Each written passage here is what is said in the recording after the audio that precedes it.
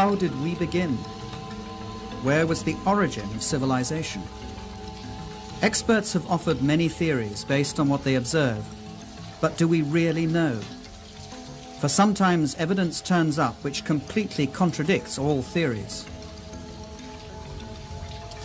In the frozen earth of Siberia, remains are found of lost animal species such as the giant mammoth, wiped out by a sudden global cataclysm.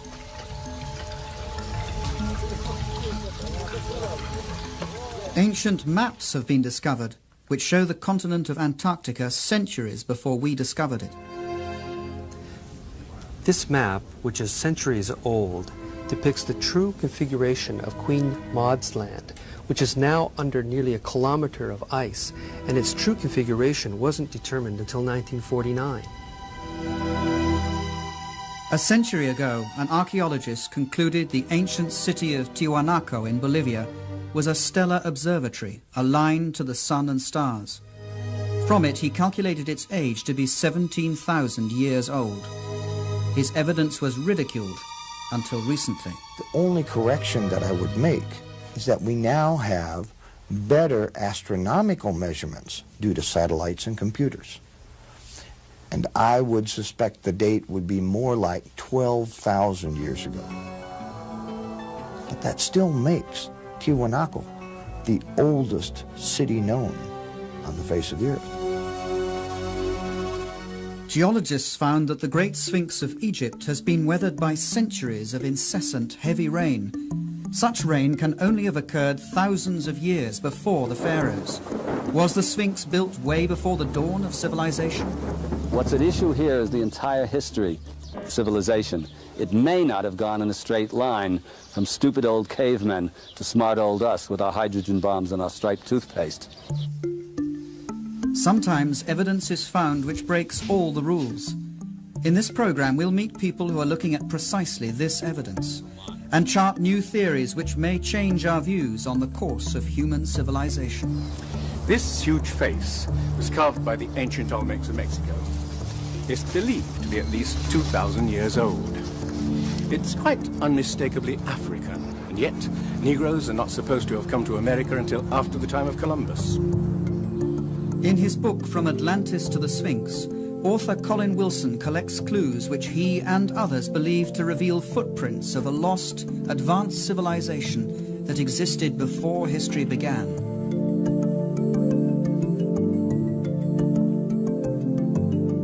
Greek philosopher Plato described precisely such a civilization, which, Egyptian priests told him, sailed the oceans thousands of years earlier until it was destroyed in a huge cataclysm.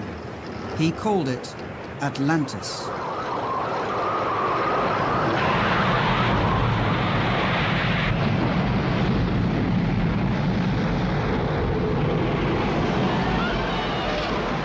Atlantis. A huge cataclysm. We know of such a cataclysm from another myth, the biblical flood, Noah and his ark, a myth equally scorned by scientists.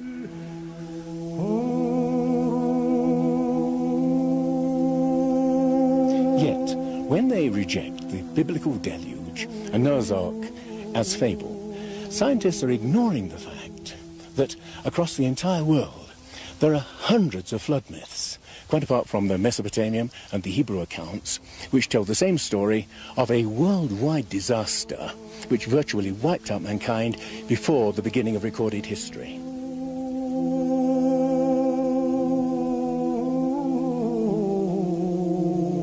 Was there really something like a flood? And if so, was there a civilization that came before all the others? I'm saying a civilization and not Atlantis, because as soon as you mention that word Atlantis, every scientist groans, "Oh no," and stops listening. The notion of a universal flood is beyond intellectual respectability. But how unbiased is science itself? Does it really do what it claims to do? Take the facts and start from there. Throughout history, science has tended to focus more on its own theories than on the facts. From facts, a theory arises to explain them. Other facts are laid aside. New facts may change the theory, but as often they're again ignored. We call such facts anomalies, evidence which doesn't fit. In their controversial book, Forbidden Archaeology, scientists Thompson and Cremo show what happens to such evidence which contradicts the rules. Over the past 150 years, these archaeologists and anthropologists have covered up as much evidence as they've dug up, literally. Basically what you find is something we call a knowledge filter. This is a fundamental feature of science, of human nature. People tend to filter out things that don't fit. So in science you find that evidence that doesn't fit the accepted paradigm tends to be eliminated. It's not taught, it's not discussed, and people who are educated in scientific teachings generally don't even learn about it. What we're talking about, for example, was demonstrated in Hiatlico, Mexico, in 1966, when archaeologist Jean Steen McIntyre threatened to overturn the conventional view that mankind is relatively new to most parts of the Earth. That he penetrated into Siberia around about 30,000 years ago, and definitely not into America until about 20,000 years ago. In Mexico, Jean Steen McIntyre uncovered stone tools and human bones and had them dated through a variety of thorough scientific tests. We thought we had an old site. This was back in '66, and we thought it was perhaps 20,000 years old, and at that time that was considered a very old age for the site. When we finally got the dates and all the different methods we used to date it, it came out to be 250,000 years old. To tell you the truth, I would have been happy with a 20,000-year-old date. It would have made my career. And I was rather naive. I thought, okay, I'm just going to stick with the date. We've got the information, we got the facts, let's get the facts out and go on from there. And I didn't realize it was going to ruin my whole career. All her professional opportunities have been closed off since then. The site was closed, permission for further investigation denied, permanently. Yet earlier this year, over 3 decades later, archaeologists uncovered traces of human beings in Siberia, dating back 300,000 years, a date which suddenly makes Jean McIntyre's find not so improbable after all. It's not necessarily a deliberate conspiracy in the sense of some people getting together in a smoke-filled room and saying, we're going to deceive people. It's something that happens automatically within the scientific community.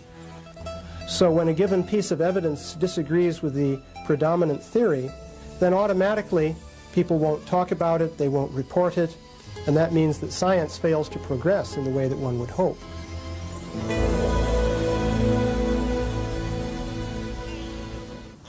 Is science overlooking evidence of a past we have forgotten? Can the myths be true which tell us there was once a civilization on this planet which was lost thousands of years before recorded history began? A new brand of researchers is looking at precisely the anomalies science tends to discard. They ask questions which may change our views on the course of human history. The Inca fortress of Sacsayhuaman, of indeterminable age, and built by a people who had no hard metal tools or cement and knew neither pulley, wheel, nor crane.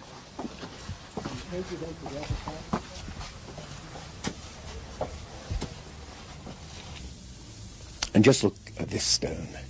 I've counted 11 corners.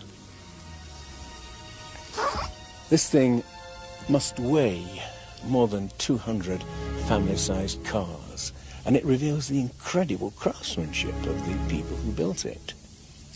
These things also reveal something else, an incredible ability to handle things of this size. How on earth did they get it up there?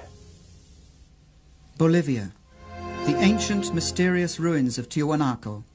Similar craftsmanship, advanced building capabilities which are unexplained. The facing stones of this site are perfectly set with no mortar. We took a needle, and that needle we tried to insert at every point along the joint, and the needle couldn't be inserted. A perfect cut. When the Spanish conquerors asked the Incas whether they'd built Tiwanaku, the Incas said, no, we didn't build it. It was built thousands of years before us.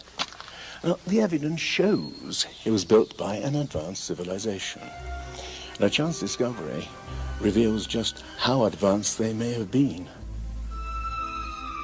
The building blocks of Tiwanaku aren't held together by cement. Whoever takes them apart discovers the unexpected glint of metal holding the stones together. What I find amazing here is that to move to each site where the staple was needed, they had to have something like a portable smelting plant to maintain this metal in a molten state.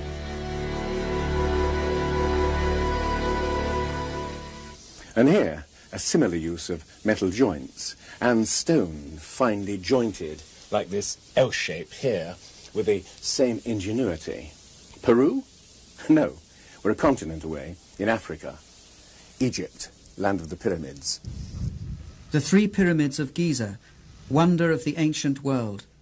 The triumph of another people who knew neither wheel, pulley, nor crane. How were they able to haul 100-ton building blocks up so high? A feat modern technology can neither explain nor imitate. I'm an engineer, and I can tell you that to raise blocks of this size to such heights requires a special crane. Now, for people who did not have that sort of machines, not even the simplest pulley or the wheel, and using simple copper tools, how could they do this? Beauval believes the Great Pyramid of Giza was much more than a tomb, and that it betrays an unexpectedly high level of technology. In their book, Keeper of Genesis, Robert Beauval and co-author Graham Hancock list many unexplained feats. Drilling expert Chris Dunn. This is an incredible piece of work and a mystery. How did they do it? The sarcophagus in the king's chamber. How did primitive builders make the inner contents match the contents of the stone sarcophagus itself, down to the cubic millimeter? A feat requiring a sophisticated knowledge of physics. A mystery just like the actual drilling itself. The typical way of doing it primitively would be with a bow saw, a bow drill, and they would advance the tool into the piece using sand or a diamond. And to me, that would just take too long, too many years to do this. Well, how do you think they did it? I think that they had to have used some power tool. Today, if we were to drill this, we would advance the drill into the granite at a rate of 2/10,000ths of an inch per revolution of the drill. They were advancing a lot faster than that. Faster? Researchers such as Chris Dunn wonder about the purpose of this strange instrument on a hidden frieze. But power drills? That seems a rash conclusion. Yet traces of high-speed drilling present unsolved mysteries.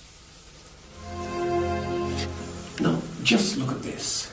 The incredible precision of workmanship, the total smoothness of these walls. In this tomb, which is intended for sacred bulls, and which testifies to the tremendous level of craftsmanship of these people. But of course, that could be explained in terms of 100 workmen polishing away for 10 years. But how about a real mystery? The mystery of the Egyptian vases. Not like this clay vase, which I've just bought, but vases of alabaster, basalt, even diorite, which is the hardest stone of all. Now, the mystery is this. It's easy enough to see how you could hollow it out by drilling straight down inside. But what about these pieces around the corners? Modern technology is unable to do it. And yet, the ancient Egyptians fashioned thousands of these things, some of them 2,000 years before civilization is supposed to have started here. How? The mystery is still unexplained. Unexplained. How could the builders align their gigantic pyramids to the cardinal directions so impeccably? Perfectly east-west and perfectly north-south, with a precision unmatched by modern builders. The Great Pyramid seems to be a mathematical model of the Northern Hemisphere and incorporates the transcendental value of pi, the ratio of a sphere's diameter to its circumference, the basis of higher mathematics.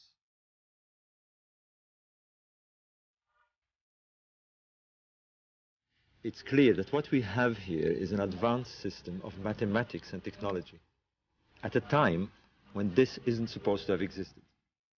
And to achieve these results, the ancient builders had to use a slope of 52 degrees. Any other slope just wouldn't work. But it was not only the Egyptians who knew pi.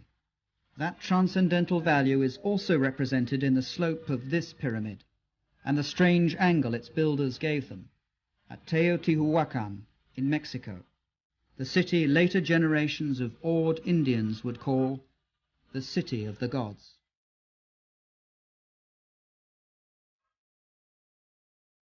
This city was once bigger than Imperial Rome.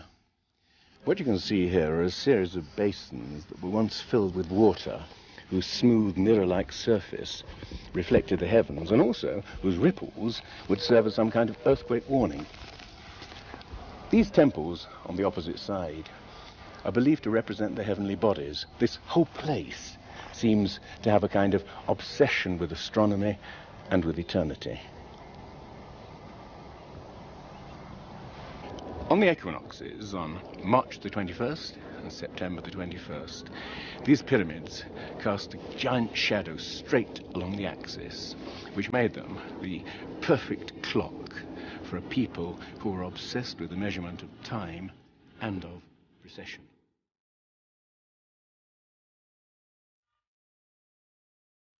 As if tapping some common source, ancient civilizations around the world display sophisticated knowledge of the heavens, which has yet to be explained. A fascination for the sun and stars and for precession, the slow, relentless movement of the earth, which make the constellations seem to travel through the night skies and epochs.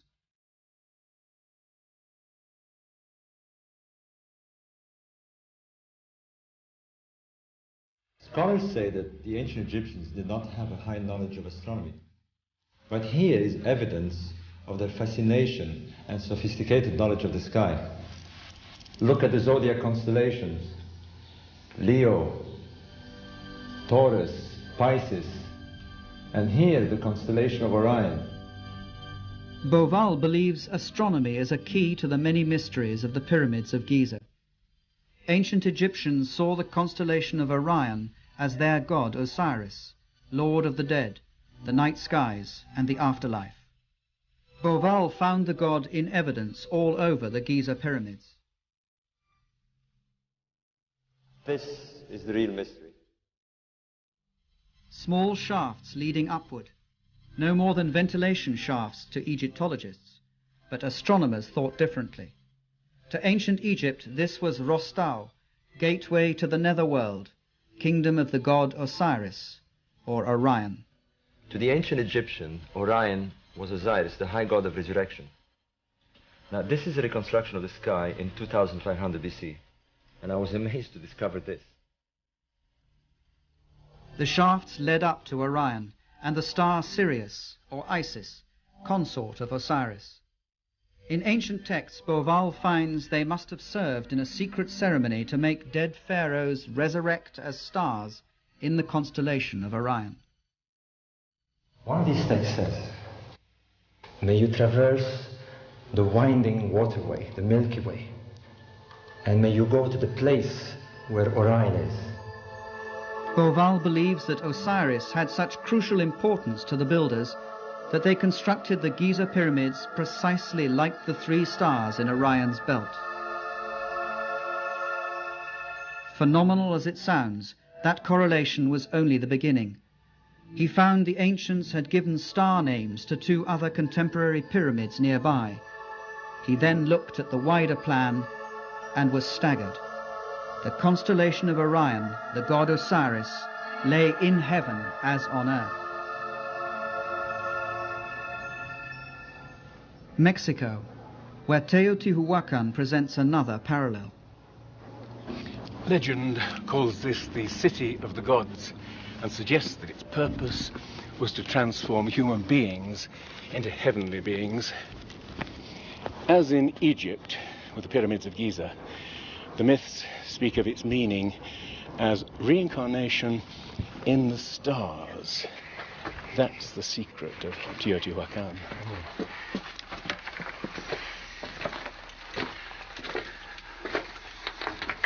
But an even greater enigma lies in the pyramid up above me. When it was first excavated in 1906, they discovered an enormous sheet of mica. Now, we know that mica is used in electrical insulation, but we've no idea what they wanted to use it for. What makes it even stranger is that the mica came from Brazil. Imagine the problem of moving a 90-foot square sheet of mica 2,000 miles. How? And for what purpose? We've simply no idea. Tiwanaku, Bolivia. Another lost culture betraying that same fascination with the sun and stars. 100 years ago, Bolivian archaeologist Poznański observed that on the first day of spring, the sun rose exactly through the center of the temple. It was the starting point of a remarkable discovery. Poznański found they built this temple as an observatory, a huge clock to measure the progression of the sun. And we can use these astronomical alignments to date this site. Throughout the year, the sun rises in a different spot on the horizon. On the first day of spring, an observer would see the sun rise exactly in the center. By studying the layout of the complex, Poznański deduced that on the first days of winter or summer, the sun would rise above the cornerstones. But it didn't. Archaeologists today say it's simply because the builders made an error in construction. After observing the perfection with which this site is built, with 100-ton stones, to suggest that such things as the solstice markers are misaligned, I find incredible. Neil Steed made a thorough check of Poznański's calculations. By measuring the angle of the cornerstones and comparing that angle with today's sunrise positions, Poznański was able to calculate that Tiwanaku was built 17,000 years ago. At that time, the tilt of the Earth's axis was slightly different than it is today. At that date, the summer and winter suns would have risen directly above the cornerstones. I would suspect the date would be more like 12,000 years ago. But that should make each and every one of us fully question the origins of civilization.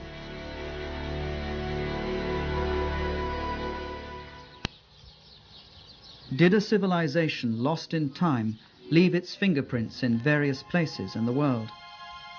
Egyptian priests told the Greek philosopher Plato of such a civilization which had existed 12,000 years ago. But according to science, mankind emerged from the Stone Age some 5,000 years ago. Could man have made that climb before?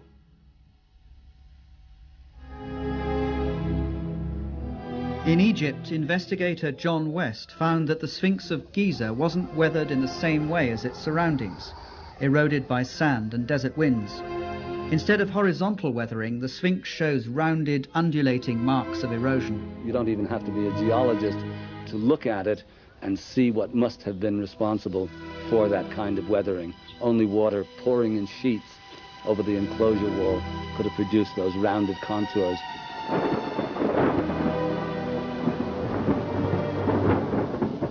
Water? In the Sahara Desert?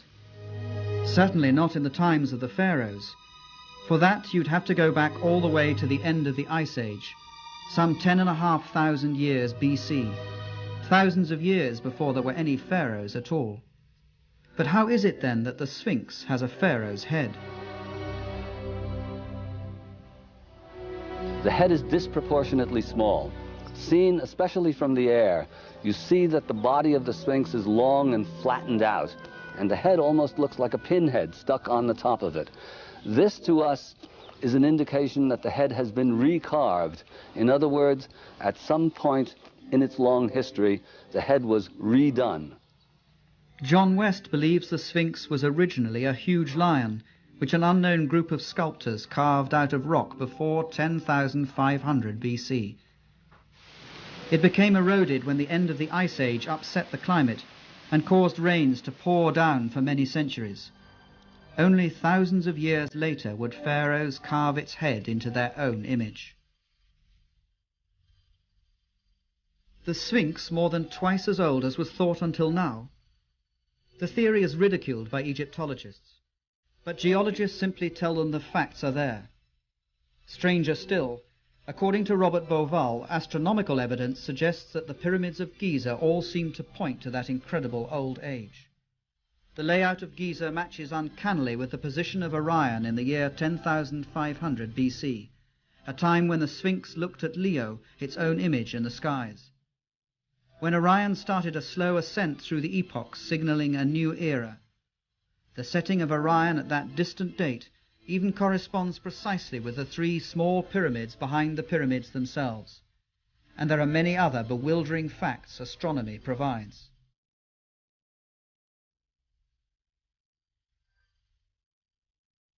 And this matches exactly with the analysis of the Sphinx. So there are two hard sciences now indicating that the Sphinx could be going back to 10,500 BC.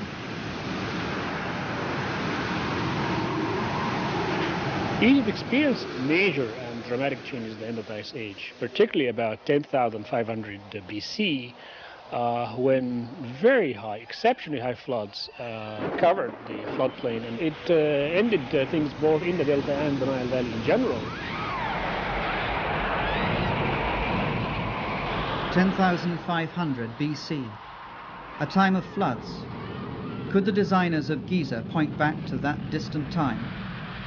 The time their myths say that the god Osiris and his helpers ascended from chaos to bring first fruits of civilization. Where did they come from?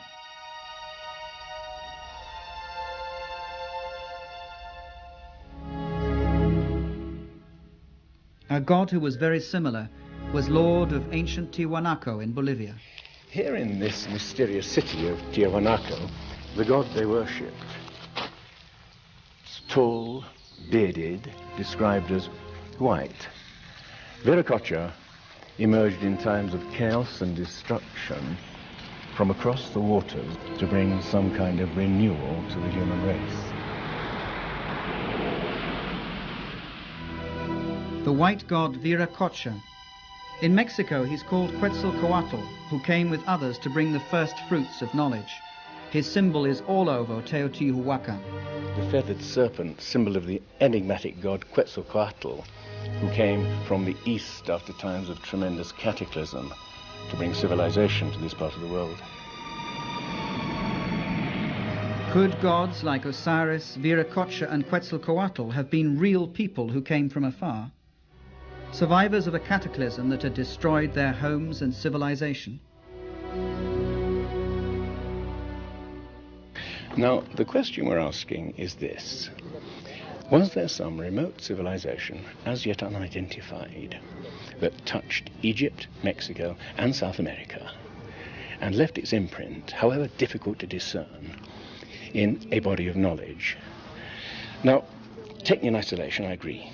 Each bit of evidence reveals little, but let's consider all these common elements together. Both sides had huge pyramids, precisely aligned to the cardinal points, incorporating sophisticated knowledge of mathematics. Both demonstrated an astounding knowledge of astronomy, expressed in the great sacred monuments they both erected. Although they knew neither pulley nor wheel, both could build using huge stones finely jointed, in a unique style of construction with L-shaped corners and metal clamps. And both cultures used the process of mummification to preserve and honor their dead. Here a new astounding clue was found when Dr. Balabanova of the German University of Ulm discovered to her surprise that many mummies from Egypt contained cocaine and nicotine, indigenous to South America. Ich habe eine Reihe von Briefen bekommen, die fast gefährliche Briefe waren, beleidigende Briefe, dass das alles eine Unfug ist, dass das Fantasie ist, dass das absolut unmöglich ist. Es ist nachgewiesen, dass diese Pflanze vor Kolumbus nirgendwo in der ganzen Welt außer Amerika vorhanden waren. But her research was repeated on hundreds of mummies and proved beyond refute. Did, in some distant past, seafarers indeed cross the seas and influence the cultures on both sides of the Atlantic? The thought is even suggested by what is not there: Mexico, the ancient culture of the Mayas. The Mayan priests had tables for predicting the eclipses of the sun and the moon, yet there was something very odd about the Mayans. They never even grasped the simple principle of the wheel.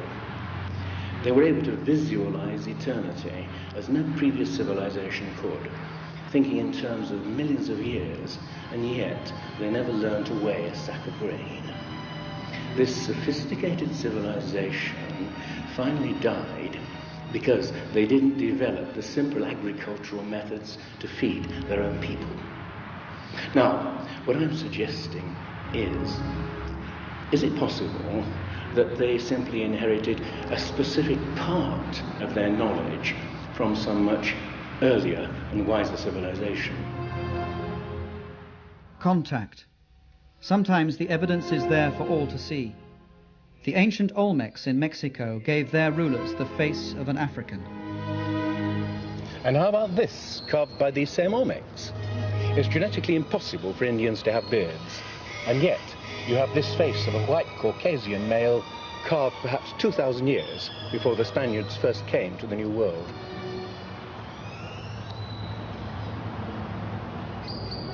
So, faces of Africans and Caucasians carved many centuries before Columbus. Where did they come from? How did they get here? How did they come to influence the most ancient culture of Central America, the mother culture of Mexico? All that archaeologists know is that they suddenly materialized, fully evolved about 1500 BC. No sign of a development phase. These people, whose characteristic expression was the carving of huge stone heads of Caucasian and Africans, seem to have come out of nowhere.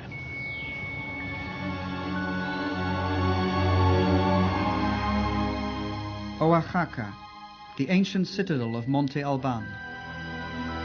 Here, further to the south in Mexico, is what seems to be the last record of these mysterious men. But these figures carved in stone seem to represent men who have been slain in battle, naked, forlorn, most of them castrated. This may be the point where these men disappear from history.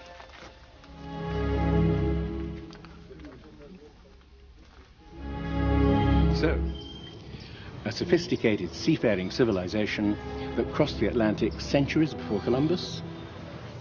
But there's another piece of evidence. There are old maps that suggest that ancient seafarers possessed a knowledge of the globe that's never been explained. A puzzle for scientists throughout this century. In 1513, Turkish Admiral Piri Reis mapped out parts of the world no one had ever seen at the time. Columbus only explored the areas of the Caribbean. He didn't get to South America. He didn't get down to this area of South America all the way down to Antarctica. He didn't get anywhere near this area. But these maps are showing all these features accurately well before Columbus or the European explorers have reached these areas. This map, which is centuries old, depicts the true configuration of Queen Maud's Land, which is now under nearly a kilometer of ice, and its true configuration wasn't determined until 1949. Unexplained. Cartographers have long pondered the strange projection used. It was found to resemble the one a modern nuclear submarine uses, which measures the world as it moves away from the center where it prowls. In this case, its center lay in Syene, Egypt, home of ancient cartographers. The map only seems distorted, but it accurately shows this part of the world. And there's more. To my mind, the most significant aspect of the Piri Reis map is the fact that it accurately depicts longitude, something that Europeans weren't capable of doing until the 18th century, but this is a 16th century map. Longitude. That story began on these beaches in the year 1707, when the English fleet was sailing from the Mediterranean towards the coast of England. Now, in those days, it was quite easy to determine how far north or south you were by measuring the angle that the sun or the stars made of the Earth's surface. But there was no technology for determining how far east or west you were, longitude. Well, Admiral Sir Cloudesley Shovel was infuriated when a sailor from the West Country told him that he was about 20 miles too far east and was likely to wreck the fleet on the coast. When his officers assured him that the course was correct, he had the sailor hanged for insubordination. In his last dying moments, he must have wished that he hadn't. Ships before had foundered in thousands, but now the loss of an entire fleet started the hunt for an accurate clock which would enable the calculation of longitude. It would take 2 more generations before it was finally developed. Yet the Piri-Reis map, made 250 years earlier, already shows knowledge of longitude. On the Piri-Reis map is mentioned the fact that it's compiled from many other source maps.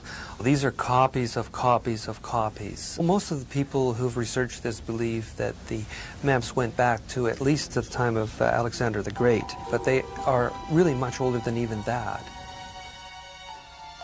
Maps of the world, drawn way before we learned to sail the oceans? Unexplained building technology? Sophisticated knowledge of mathematics, astronomy? If there was such an advanced civilization capable of passing on its knowledge to the Sphinx builders, to the people of the Andes and Mexico, what happened to it? Well, Plato said that there was such a technologically advanced civilization able to sail the oceans of the world. Atlantis, lying on a huge island continent. Rejecting a lost civilization, science equally rejects the notion of a worldwide catastrophe that destroyed it. But the accounts of Plato or the Bible do not stand alone.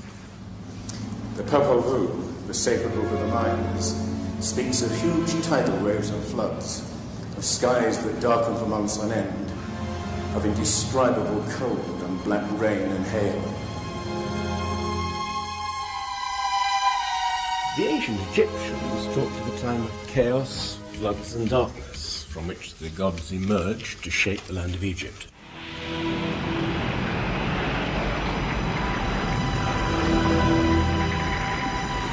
The sun disk of the Aztec speaks of 4 cycles of destruction: by flood, by fire, by wind, and by blood and war, and foresees the end of the world by upheaval from the bowels of the earth.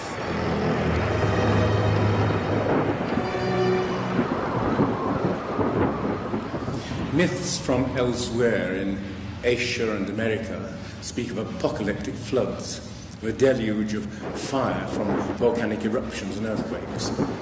They speak with a disturbing realism of a past that we can neither clearly remember nor entirely forget. Scholars are inclined to believe that the flood is the fantasy of ancient poets. But suppose the scholars are wrong. Suppose some series of terrible natural catastrophes did reduce our ancestors to small groups living far apart, scattered all over the world. What we're looking for is some epoch that fits the myths as snugly as the slipper fits Cinderella's foot. A clue. The La Brea tar pit of California. Mass grave for over 1 million animals now turned into a tourist attraction. Well, deep below the surface here, you have the Salt Lake oil field.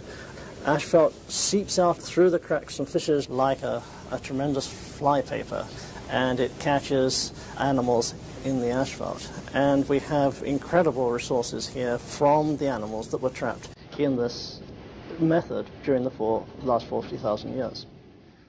The tar pits read like a book of ancient times, when animals abounded which we never thought of as indigenous to America at all. Mammoths, elephants, rhinos, giant sloths, saber-toothed tigers, even horses and camels. Then a huge catastrophe wiped them out, apparently within a few decades. The time is around 10,500 BC, over 12,000 years ago. The big animals, any mammal larger than a coyote, largely became extinct within a few tens of years.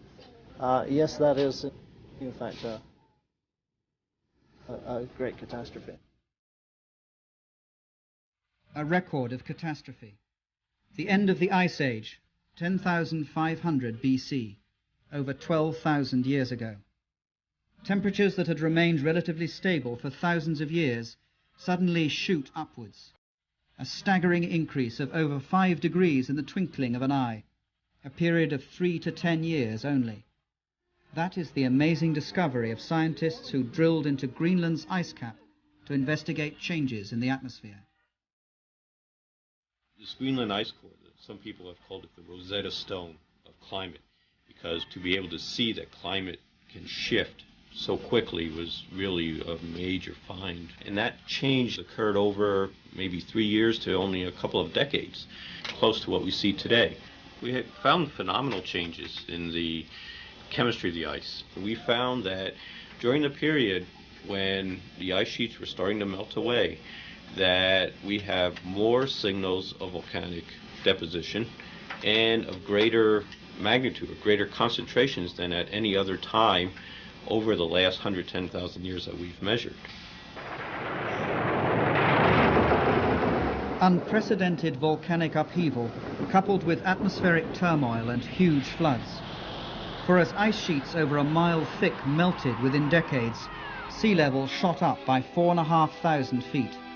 Suddenly seas appeared where land had been.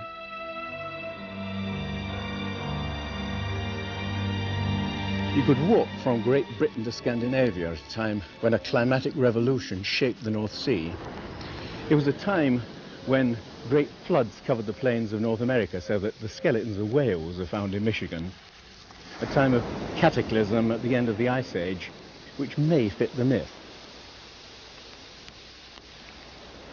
In the New World alone, about 70 kinds of animals became extinct.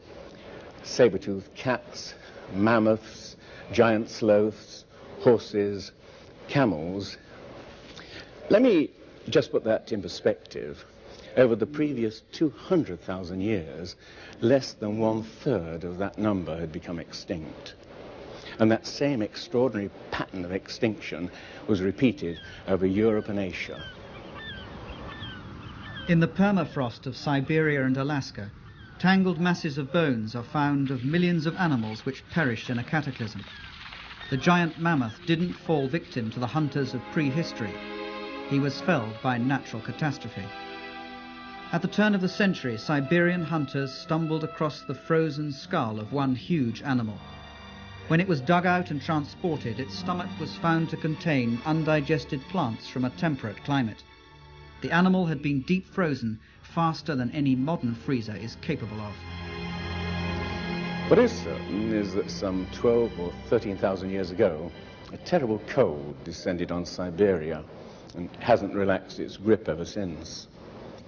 This riddle of the instant frozen mammoths has given way to some strange anecdotes, some true, some untrue, like the mammoth steak served in Fairbanks, Alaska.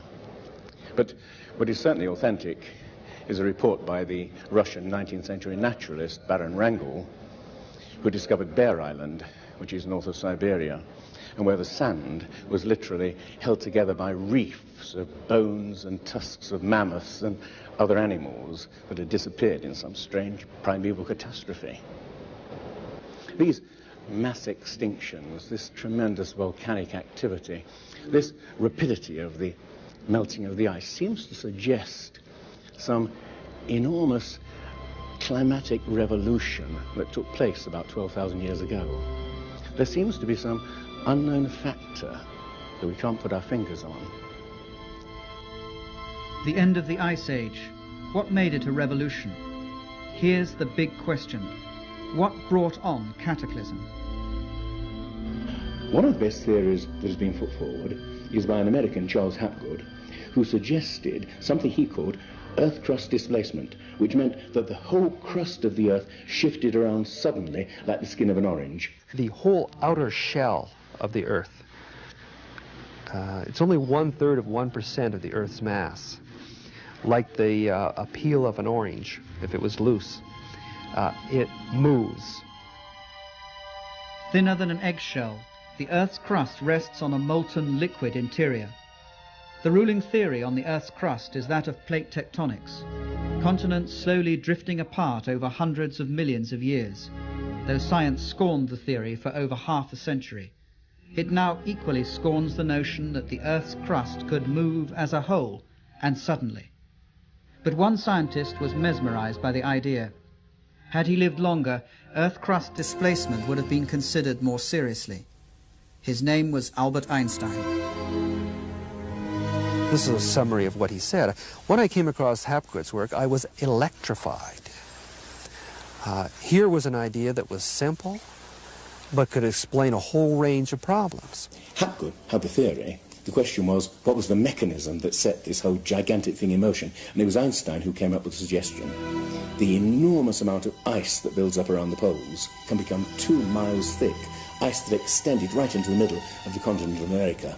And these billions, countless billion tons of ice, if they formed in an imbalanced way, would cause the Earth, as it were, to judder like a wheel with a great weight placed on its rim. This judder would in fact be sufficient to cause that switching of the crust of the Earth. 55,000 years ago, the North Pole lay close to Europe, but suddenly swept to Hudson Bay in Canada. And around 12,500 BC, it suddenly shifted again, almost 2,000 miles to where it lies now. Or is it better to say the lands and seas have been swept across the pole, propelled by a sudden displacement of the Earth's crust? If so, this is one of the things which would have happened at the end of the Ice Age. The displacement propelled America out of the polar zone. The sea to the north of it froze over with a thin sheet only meters thick. The huge old ice sheet over North America, more than a mile thick, suddenly melted in a matter of years. Now, what's so interesting about the Hapgood-Einstein theory is that it also explains all kinds of other myths quite apart from the myths of flood. There are myths of tremendous earthquakes, volcanic catastrophes, black rain falling from the sky, sudden freeze-ups of whole lands. And you can see that in point of fact this is precisely what would happen if the Earth's crust switched around. Quite suddenly, areas that had previously been freezing would suddenly be switched into regions. Things like that flash-frozen mammoth of Siberia. Whole species would be wiped out. If an Earth crust displacement caused the deluge that destroyed a civilization, where was that civilization? Searchers believe to have found it on the Greek island of Santorini, once destroyed in a huge eruption, or in ancient Troy. The German island of Heligoland almost washed away by the North Sea. They have searched for sunken continents in the Atlantic Ocean, but nothing has been found. And it's this exact problem that scuppered Plato's Atlantis as an ocean for serious scholars. You see, oceanographers have mapped the floor of the Atlantic and the Pacific Ocean, and there's no lost continent. Or is there? In Plato's account of Atlantis, he describes the island as a vast island continent with mountains in the middle of the real ocean. And the real ocean, of course, is the world ocean. It was only later that we began to divide the ocean up into different parts, calling it Atlantic and Pacific, etc. In reality, the world only has one ocean.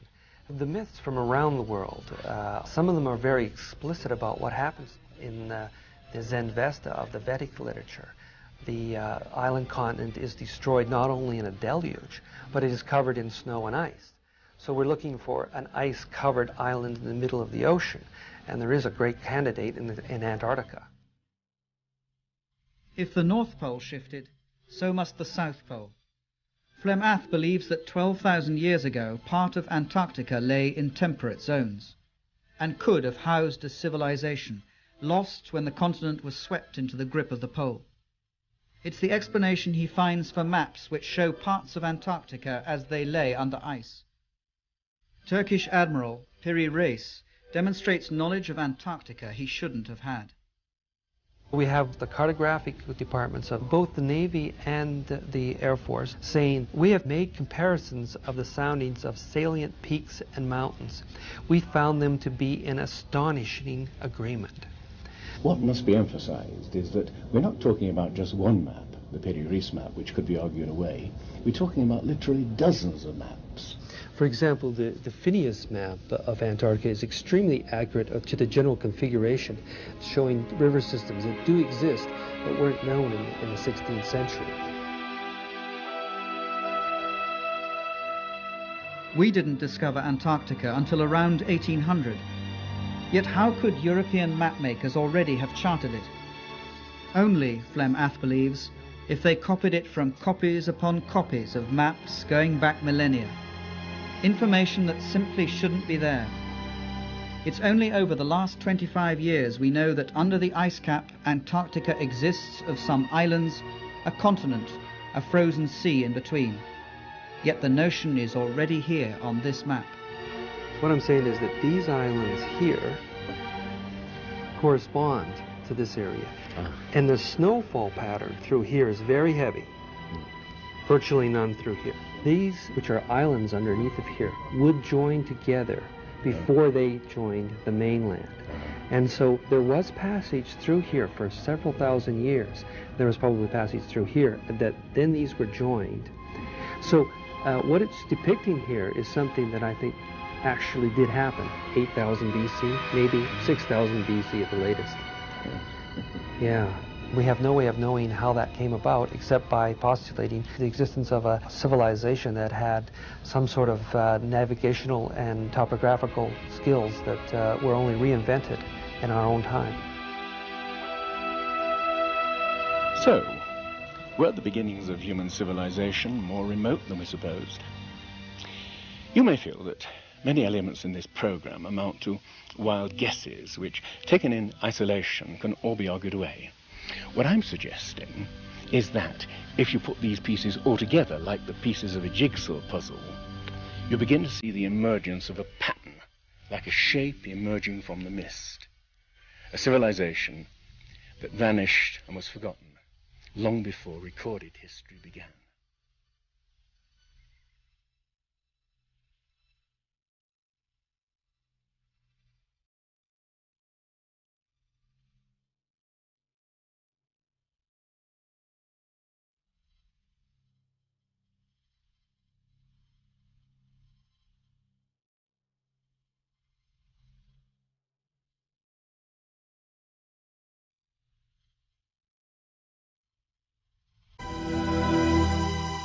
A century ago, an archaeologist concluded the ancient city of Tiwanaku in Bolivia was a stellar observatory, aligned to the sun and stars.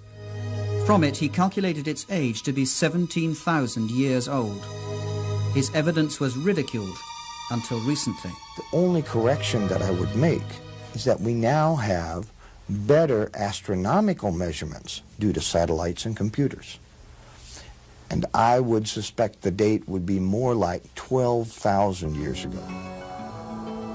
But that still makes Tiwanaku the oldest city known on the face of the earth. Geologists found that the Great Sphinx of Egypt has been weathered by centuries of incessant heavy rain. Such rain can only have occurred thousands of years before the pharaohs. Was the Sphinx built way before the dawn of civilization? What's at issue here is the entire history of civilization. It may not have gone in a straight line from stupid old cavemen to smart old us with our hydrogen bombs and our striped toothpaste. Sometimes evidence is found which breaks all the rules. In this program, we'll meet people who are looking at precisely this evidence and chart new theories which may change our views on the course of human civilization.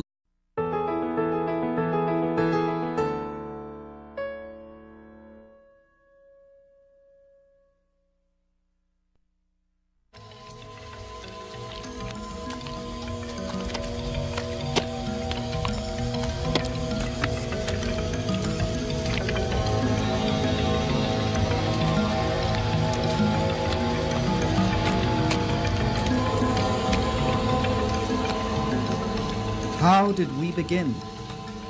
Where was the origin of civilization? Experts have offered many theories based on what they observe, but do we really know? For sometimes evidence turns up which completely contradicts all theories. In the frozen earth of Siberia, remains are found of lost animal species such as the giant mammoth, wiped out by a sudden global cataclysm.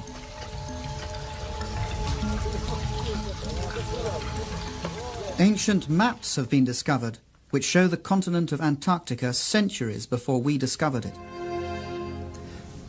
This map, which is centuries old, depicts the true configuration of Queen Maud's land, which is now under nearly a kilometer of ice, and its true configuration wasn't determined until 1949. Biblical deluge and Noah's Ark as fable.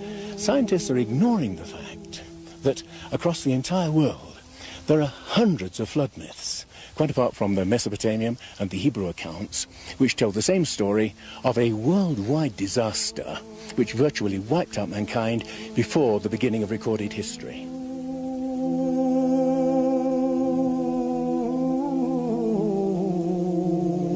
Was there really something like a flood? And if so, was there a civilization that came before all the others? I'm saying a civilization and not Atlantis, because as soon as you mention that word Atlantis, every scientist groans, "Oh no," and stops listening. The notion of a universal flood is beyond intellectual respectability. But how unbiased is science itself? Does it really do what it claims to do? Take the facts and start from there. Throughout history, science has tended to focus more on its own theories than on the facts. From facts, a theory arises to explain them. Other facts are laid aside. New facts may change the theory, but as often they're again ignored. We call such facts anomalies, evidence which doesn't fit. In their controversial book, Forbidden Archaeology, scientists Thompson and Cremo show what happens to such evidence which contradicts the rules. Over the past 150 years, these archaeologists and anthropologists have covered up as much evidence as they've dug up, literally. Basically what you find is something we call a knowledge filter. This is a fundamental feature of science, of human nature. People tend to filter out things that don't fit. So in science you find that evidence that doesn't fit the accepted paradigm tends to be eliminated. It's not taught, it's not discussed, and people who are educated in scientific teachings generally don't even learn about it. What we're talking about, for example, was demonstrated in Hiatlico, Mexico, in 1966, when archaeologist Jean Steen McIntyre threatened to overturn the conventional view that mankind is relatively new to most parts of the Earth. That he penetrated into Siberia around about 30,000 years ago, and definitely not into America until about 20,000 years ago. In Mexico, Jean Steen McIntyre uncovered stone tools and civilization. This huge face was carved by the ancient Olmecs of Mexico. It's believed to be at least 2,000 years old. It's quite unmistakably African, and yet Negroes are not supposed to have come to America until after the time of Columbus.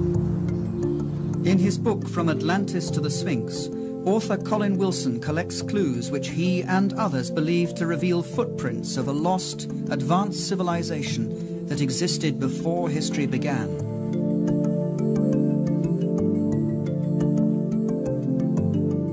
Greek philosopher Plato described precisely such a civilization, which, Egyptian priests told him, sailed the oceans thousands of years earlier until it was destroyed in a huge cataclysm.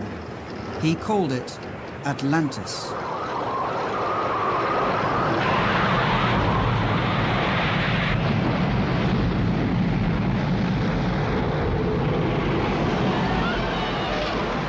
Atlantis, a huge cataclysm. We know of such a cataclysm from another myth, the biblical flood, Noah and his ark, a myth equally scorned by scientists.